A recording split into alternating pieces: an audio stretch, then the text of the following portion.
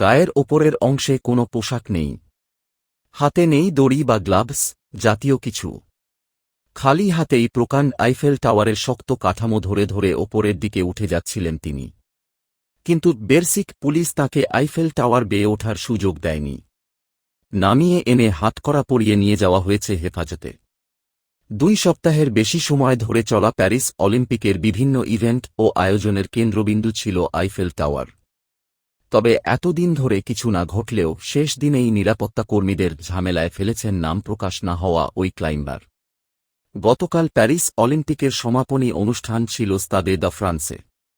বার্তা সংস্থা এপির খবরে বলা হয়, প্যারিসের স্থানীয় সময় গতকাল রোববার বেলা 2:45টার দিকে এক ব্যক্তিকে আইফেল টাওয়ারের ওপরের দিকে উঠতে দেখা যায়। টাওয়ারের যে অংশে অলিম্পিকের রিং লাগানো হয়েছে সেটি ছাড়িয়ে ওপরের দিকে যাচ্ছিলেন তিনি। এরপর পুলিশ আইফেল টাওয়ারে থাকা পর্যটকদের সরিয়ে ওই ব্যক্তিকে নিচে নামিয়ে আনে। অন্যদের জীবন বিপদাপন্ন করার দায়ে তাঁকে আটক করার কথা নিশ্চিত করেন এক পুলিশ কর্মকর্তা। তবে তদন্ত চলমান বলে নাম প্রকাশ করতে চাননি তিনি। সামাজিক যোগাযোগ মাধ্যমে ছড়িয়ে পড়া একটি ভিডিওতে দেখা যায় পুলিশ এক ব্যক্তিকে হাতকড়া পরিয়ে নিয়ে যাচ্ছে।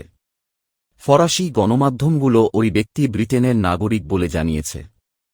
তিনি একজন পেশাদার ক্লাইম্বার বলেও উল্লেখ করা হয়। প্যারিস অলিম্পিকের সমাপনী দিনে প্যারিসে 30,000-এর বেশি পুলিশ মোতায়েন করা হয়।